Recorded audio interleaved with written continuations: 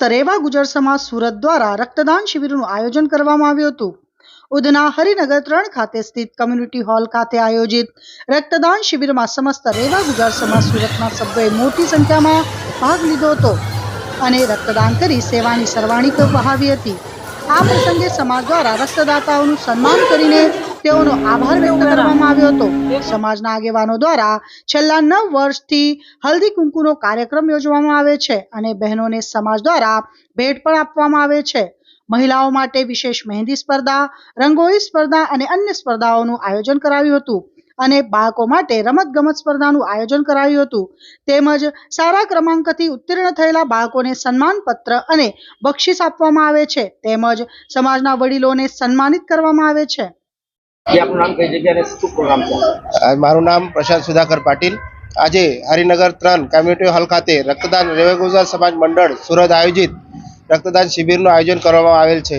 આ કાર્યક્રમમાં રક્તદાન અમે ઓછામાં ઓછું 50 બોટલનું ટાર્ગેટ રાખેલું છે અને અત્યાર સુધી અમે 40 જેવા બોટલ એકત્રિત કર્યા છે। આ મેસેજ અમે સમાજમાં એ માટે કરીએ છીએ કે સમાજમાં રક્તની અછત હોય છે, તો આ વર્ષે પ્રથમ રક્તદાન શિબિરનું આયોજન અમે આ વર્ષે કર્યું અને આવતા વર્ષે બી દર વર્ષેના જેમ હવે આ કાર્યક્રમ કાયમ ચાલુ રહેશે। जी नमस्कार, मारू नाम विपुल लक्ष्मण पाटील। समस्त रेवा गुजर मंडल सूरत में हूँ महामंत्री तरीके कार्यभार संभाળી રહ્યો છું। પાછલા 9 વર્ષથી અમે દર વર્ષે સમાજને એક જગ્યા પર એક જ બેનરની નીચે લાવવા માટે અલગ અલગ કાર્યક્રમ કરતા આવ્યા છે। દર વર્ષે કાર્યક્રમમાં વધારો કરતા જઈએ છીએ અને આ કાર્યક્રમ અંતર્ગત બ્લડ કેમ્પ, બાળકો માટે રમતો, સ્ત્રીઓ માટે પણ વિવિધ સ્પર્ધાઓ જેવી કે મહેંદી સ્પર્ધા, રાંગોળી સ્પર્ધા, થાળી સ્પર્ધા અને કેશ ગુંફણ સ્પર્ધાનું આયોજન કરવામાં આવે છે। બાળકો માટે વિવિધ રમતો રમાડવામાં આવે છે, જેમાં 5 થી 10 વર્ષના બાળકો માટે અલગથી, 11 થી 15 વર્ષના બાળકો માટે અલગથી રમતો રમાડવામાં આવે છે। અને ત્યારબાદ સાંજે 4 વાગે હળદી કુંકુનો કાર્યક્રમ હોય છે, જે મહારાષ્ટ્રમાં સ્ત્રીઓ હળદી કુંકુને બહુ મહત્વ આપે છે અને ઉત્તરાયણ પછી આ કાર્યક્રમ હોય છે। તો સમાજની બધી જ લેડીઝ એકબીજાના ઘરે ન જતા એક જ જગ્યા પર આવે એ હેતુથી અમે આ હળદી કુંકુનો કાર્યક્રમ એક જ જગ્યા પર રાખીએ છીએ।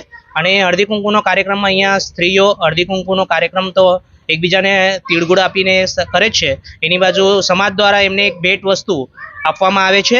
અને તે સિવાય સ્ત્રીઓ માટે પણ 2-3 રમતોનું અહીંયા આયોજન કરો, જેવી કે સંગીત ખુરચી છે, દોડ છે, એવી રમતોનું આયોજન કરીને એમનો પણ ઉત્સાહ વધારવામાં આવે છે અને એમને પણ એ રીતે બક્ષિસ આપવામાં આવે છે।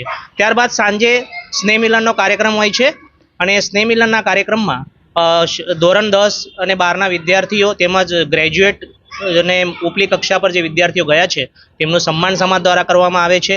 ત્યાર પછી જે દાતા છે, જે આ કાર્યક્રમને જેના લીધે આ કાર્યક્રમ શોભી ઉઠે છે એવા દાતાઓનું પણ અમે અહીંયા સન્માન કરીએ છીએ। તે સિવાય વિવિધ પ્રકારના સાંસ્કૃતિક કાર્યક્રમો અહીંયા આયોજિત કરવામાં આવે છે। અને ત્યારબાદ જે સમાજમાં એક અમે દર વખતે અલગ અલગ થીમનો યુઝ કરીએ છીએ। આ વખતે પરિવાર એક અમારા માટે મહત્વનો થીમ છે। આની પહેલાં પણ અમે માજી સૈનિકો માટે એક મોટો કાર્યક્રમ અહીંયા કરેલો હતો અને દર વર્ષે અમે એક નવું કરતા જઈએ છીએ।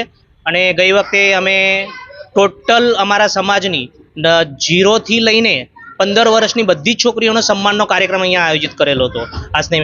તો આ રીતે અમે કાર્યક્રમ કરતા જઈએ છીએ અને છેલ્લે સુરુચિ ભોજન લઈને બધા અમે લોકો છૂટા પડીએ છીએ।